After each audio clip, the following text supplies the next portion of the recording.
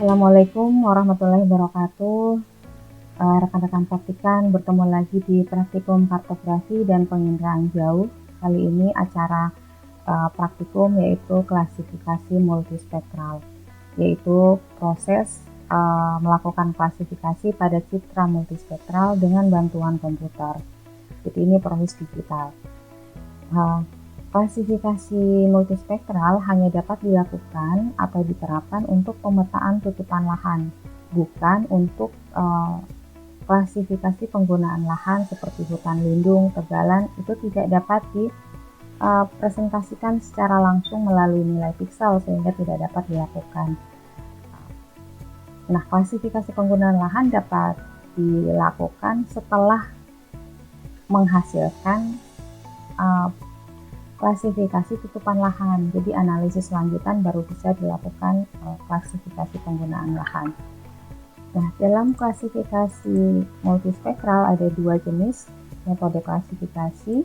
Yang pertama yaitu klasifikasi terbimbing atau terkontrol, yang dibagi lagi menjadi dua, yaitu parametrik dan non-parametrik. Nah, parametrik ada beberapa pilihan algoritma yang digunakan.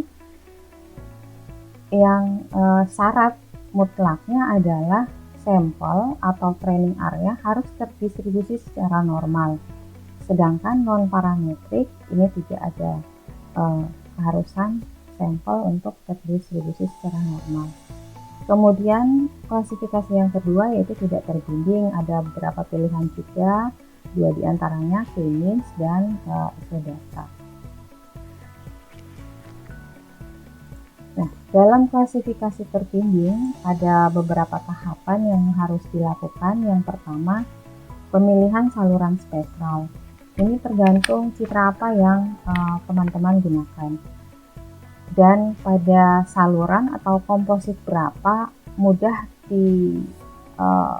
dilakukan pemilihan sampel. Jadi teman-teman mudah mengenali objek yang akan digunakan sebagai sampel dalam proses klasifikasi. Kemudian yang kedua yaitu pemilihan metode klasifikasi, yaitu algoritma dalam jenis klasifikasi tadi yang terbimbing, apakah tidak terbimbing, apakah menggunakan maksimum likelihood, apakah menggunakan metode fuzzy, kemudian apakah menggunakan metode klasifikasi tidak terbimbing. Yang selanjutnya adalah pelatihan. Nah, dalam pelatihan ini kita akan membuat contoh objek atau training area atau sampel. Jadi kita membutuhkan sampel agar seluruh scene citra yang akan kita klasifikasi itu bisa dikenali objeknya apa saja. Nah, misalnya dari citra yang akan kita lakukan klasifikasi ada 5 tutupan lahan yang kita kenali. Maka setiap dari 5 tutupan lahan tersebut masing-masing harus ada sampel yang merepresentasikan objek atau tutupan lahan tersebut agar hasil klasifikasinya lebih baik atau menghasilkan seperti kondisi asli real di lapangan. Yang berikutnya proses klasifikasi, ini adalah tahapan mengeksekusi. Jadi hasil dari sampel yang sudah kita buat kemudian akan kita eksekusi agar menghasilkan output atau peta hasil klasifikasi tutupan lahan.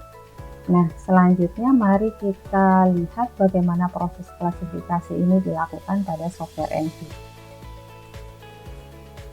Baik, pada praktikum kali ini saya menggunakan citra spot. Silakan teman-teman dapat menggunakan citra yang sudah disediakan oleh rekan-rekan asisten. Jadi mungkin akan menggunakan Landsat. Nah, proses pemanggilan seperti pada praktikum-praktikum sebelumnya, teman-teman silakan mengambil citranya dari file, kemudian open image file. Pilih file yang akan digunakan. Kebetulan saya menggunakan citra spot dan ini komposit yang saya gunakan adalah komposit 342, jadi 342. Nah, yang akan kita contohkan pertama adalah, atau kita simulasikan pertama adalah klasifikasi tidak terbimbing yang unsupervised. Silakan klik di bagian tools, ada klasifikasi, kemudian unsupervised. Kita akan coba keduanya, isodata dan k-means. Kita pilih yang citranya, kemudian di klik OK. Nah, untuk yang unsupervised ini ada proses iterasi atau perulangan bagaimana sistem akan mengenali berapa kali perulangan untuk mengenali jumlah kelas tutupan yang akan kita bentukan. Jadi kalau unsupervised ini kita membuat minimal berapa dari citra ini yang kita lihat, oh kira-kira ada 5 tutupan lahan, kemudian maksimalnya berapa, misalnya 8. Silakan yang lainnya prosesnya default. Anda bisa memilih yang outputnya untuk file ini Anda menyimpan hasil klasifikasinya di mana, boleh Anda beri nama isodata, bisa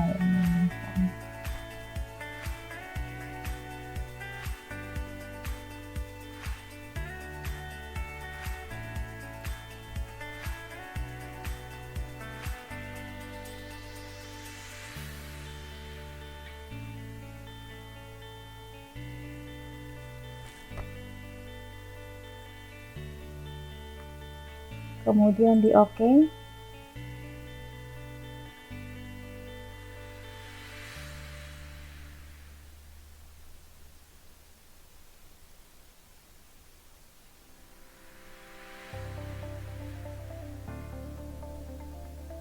Nah, kita tampilkan pada display 2 untuk melihat hasil perbandingannya.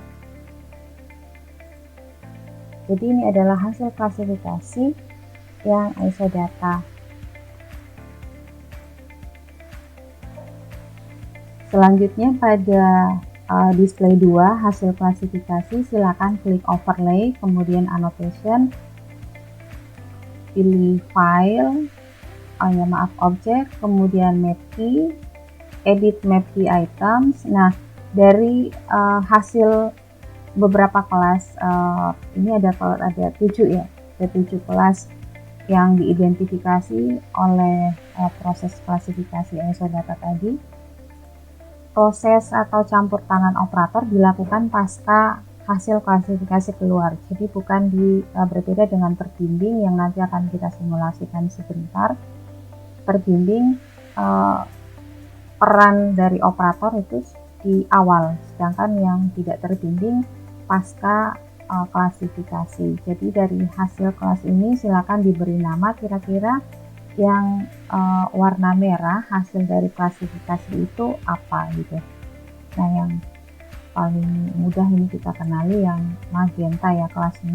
Misalnya kita beri nama tubuh air. Kemudian di add item,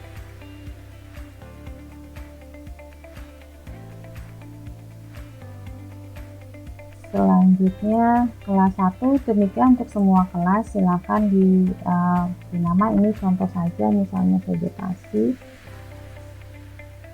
Kalau ternyata jumlah kelasnya tidak 8 ya bisa tadi saat proses klasifikasi ditentukan saja mungkin 4 sampai 5 atau 3 sampai 5 jenis kelas tutupan lahan. Kalau 8 ternyata sangat banyak, lebih dari Anda mengenali melihat secara general, oh ini kira-kira jumlah tutupan lahannya ada 5, maka cukup kelas yang ditentukan 5 misalnya.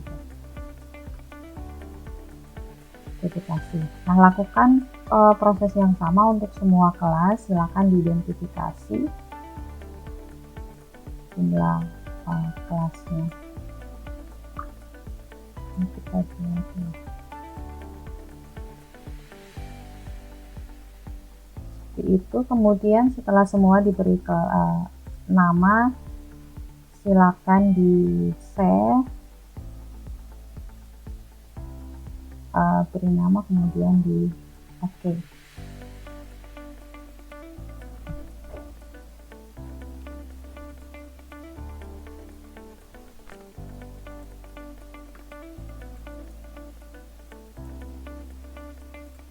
Kita lakukan proses yang berikutnya, yaitu klasifikasi unsupervised untuk K-means.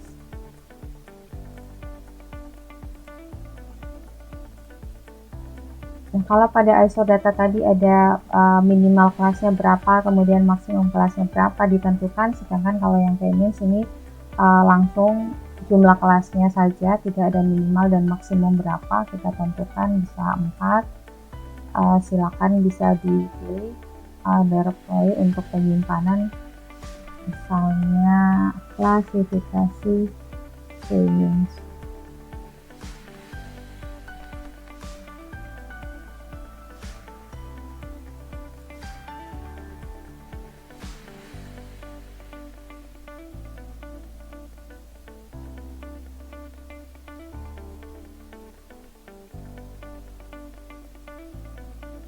Kita tampilkan di display 3.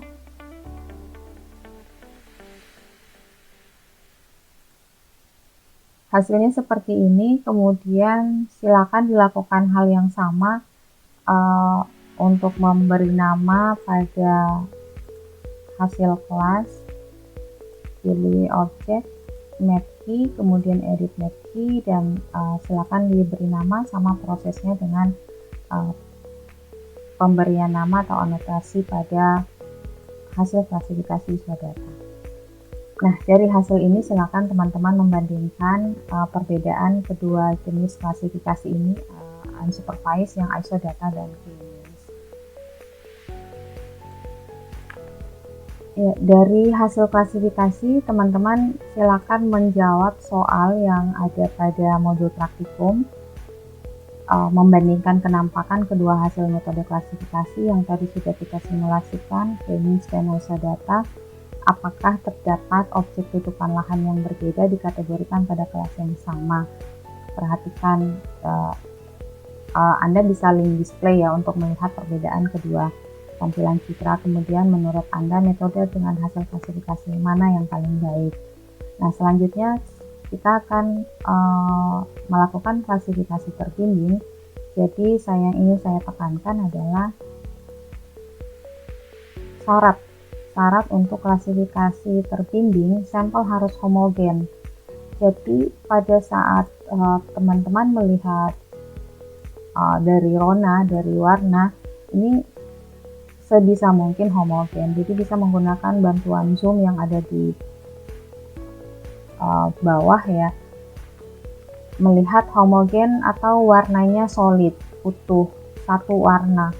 Kalau misalnya putih, ini memang sangat putih, tidak ada campuran. Kalau seperti ini sudah ada campuran yang agak keungu-unguan. Nah, dihindari, diusahakan pada yang warnanya solid atau satu warna, homogen.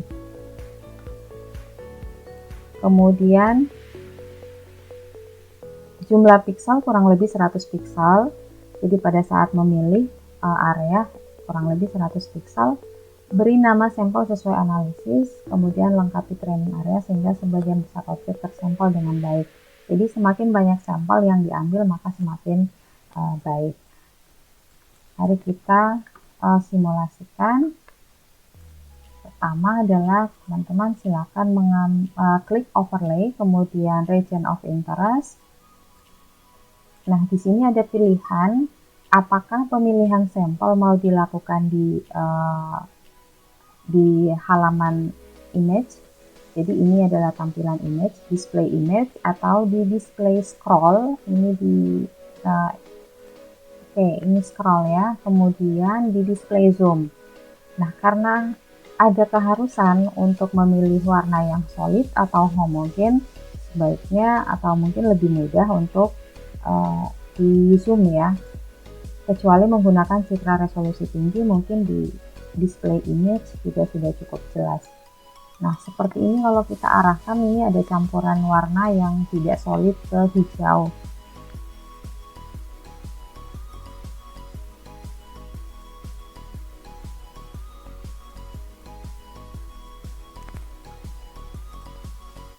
Baik, sampel yang pertama, vegetasi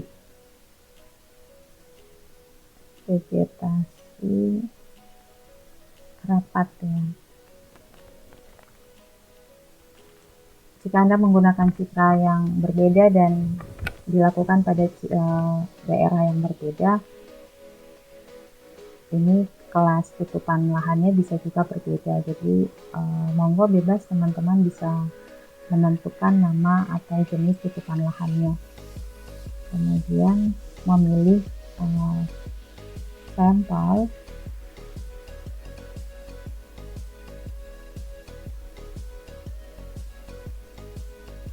Nah, ini ada 161 pixel. Tadi disarankan 100 pixel. Nah, 100 pixel tidak harus pada area yang sama, kita boleh pindah lagi ke area yang lain gitu. Jadi minimalnya 100 pixel, lebih juga boleh.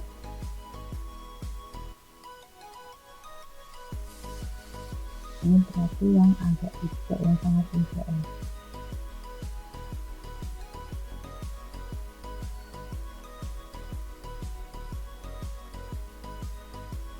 Dari sini. Nah, kemudian saya menambah sampel untuk tubuh air.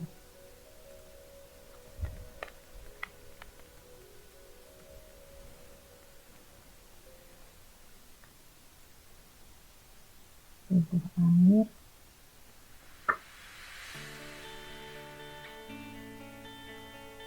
Ini jelas tubuh air ya, karena ini daerah, ini laut di pantai selatan.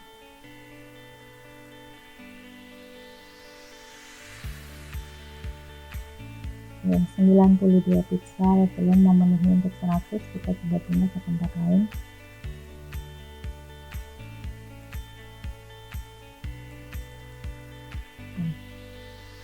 Kemudian apalagi yang bisa dikenali dari sini? Oke, di sini ada karena saya ini daerah penelitian saya dan saya punya local knowledge dengan area yang ditampilkan pada citra ini, sehingga saya tahu walaupun tampilannya mungkin agak berbeda, ronanya agak berbeda dengan laut tadi untuk tubuh air, tapi saya tahu bahwa di sini adalah lokasi waduk, sehingga saya perlu memberikan sampel juga yang sama agar tidak dijustifikasi oleh sistem sebagai objek yang berbeda dengan air, sehingga saya perlu mengambil sampel di sini. Ini tubuh air. Kemudian saya pindah ke tempat lain karena ini ronanya mirip dengan yang di waduk tadi, padahal ini adalah awan. Kenapa awan? Karena di sampingnya ada bayangan, sedangkan yang di waduk tadi tidak ada bayangan ya. Ini tidak ada bayangan, jelas bukan awan. Kemudian kalau di sini ini ada bayangannya. Oke, maka saya tulis awan agar beberapa tutupan yang menutupi yang tampil pada citra ini, awan benar-benar diklasifikasikan sebagai awan.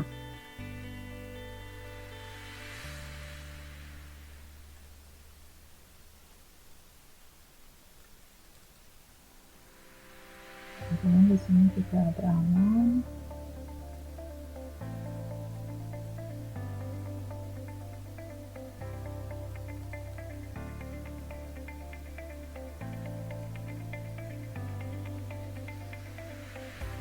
Ini vegetasi tidak rapat, karena tadi yang agak hijau saya menjustifikasi sebagai vegetasi rapat.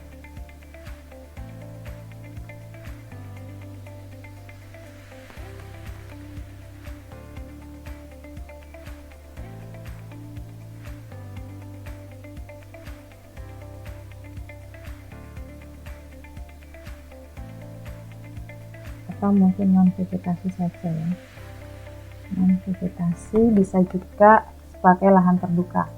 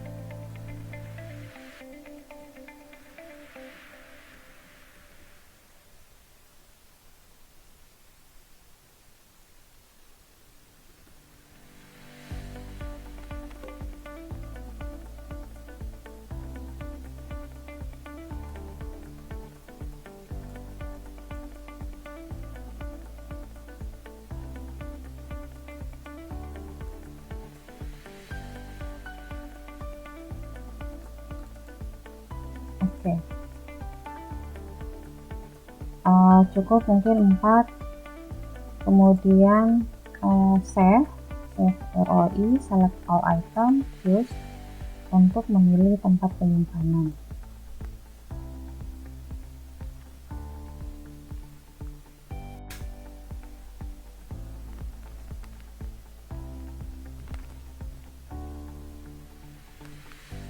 Ini saya berikan spot Kulon Progo ya, KP. Kemudian oke.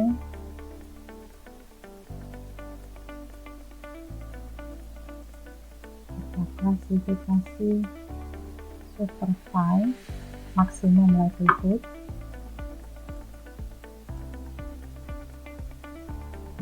Select all item.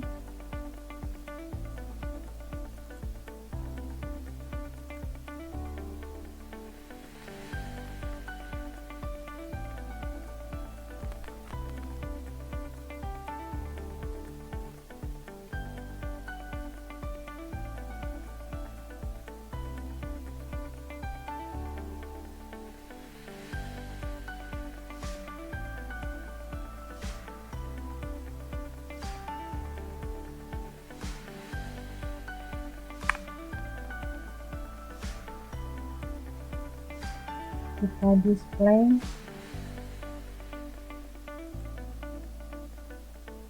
maximum livelihood ya, ini hasilnya. Jadi teman-teman bandingkan dengan yang klasifikasi yang lain yang sudah kita lakukan tadi. Ada premiums, kemudian ada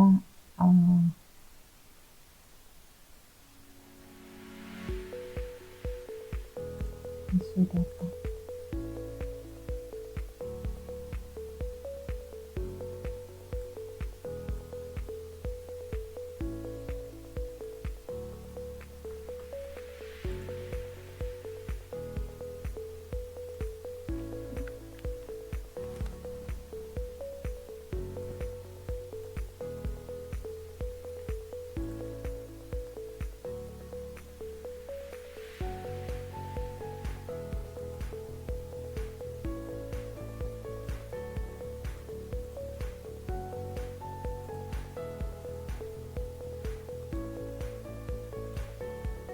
Ya, bisa terlihat ini vegetasi rapat atau vegetasi ada awan, ada lahan terbuka. Bisa di cross check untuk yang daerah-daerah yang khususnya tadi tidak kita ambil sampelnya. Ini kan karena ada sangat luas, sehingga perlu di cross check apakah klasifikasi ini sudah benar atau tidak. Kemudian ini yang colokan tadi ya, ini kan harusnya sungai tubuh air. Citra. Apakah terbaca sebagai tubuh air?